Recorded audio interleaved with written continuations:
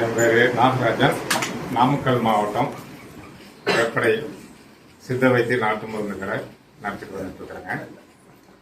எனக்கு ரொம்ப நாளாக சித்த வைத்தியம் செய்யணும் அப்படிங்கிற சிறு வயதுல இருந்து அந்த ஆர்வம் இருந்தது. அப்புறம் சில பாத சிகிச்சைகள் மருத்துவம் எல்லாம் கற்றுக்கிட்டேன். அடுத்தது வர்மா கற்றுக்கணும் அப்படிங்கிறதுக்காக உள் மனசு தேடுதலாக இருந்தது. ஃபேஸ்புக்கில் நான் அலாசி பார்க்கும்போது அண்ணன் முகம் அடிக்கடி நான் பார்த்துட்டு இருந்து அவர் நம்மளோட ஈர்ப்பாயிட்டார். டெய்லியுமே தொலைவும் போது அவர் வந்துட்டே தான் இருப்பேன். அப்புறம் கால் பண்ணி பேசும்போது அப்புறம் சரி நான் ஜாயின் ஆகிட்டேன். ஒரு சிலர் சொன்னாங்க அவ்வளவு சரியில்லை அப்படின்ட்டு. சரியில்லாததுக்கு தான் போய் கற்றுக்கணும் அப்படின்னு சொல்லிட்டு வந்தேன். ஆனால் ஆசான் அவர்கள் அவரு சொல்லிக் கொடுத்த பக்குவம் இன்னொரு ஆசான் இப்படி சொல்லிக் கொடுப்பாரா அப்படிங்கறதே எனக்கு முடியல.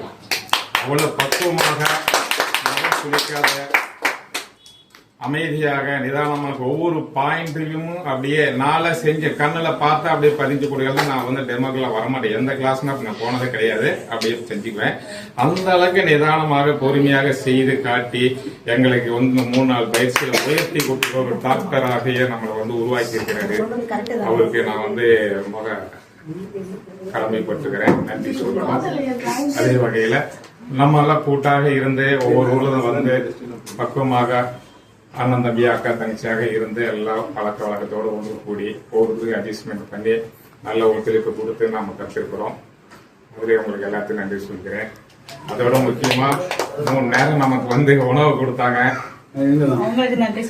அவங்களதான் நாங்க வாழ்த்துறோம். ஏன்னா அண்ணன் தான் முக்கியம்.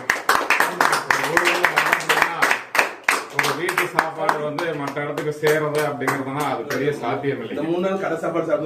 ஆமா, அதுல உப்பு காரம் எல்லாம் கரெக்டா அவங்க ஒரு தாய் மாதிரி இருந்து எல்லாத்தையும் அனுசரிச்சு கரெக்டா அவங்க செஞ்சு கொடுத்தாங்க.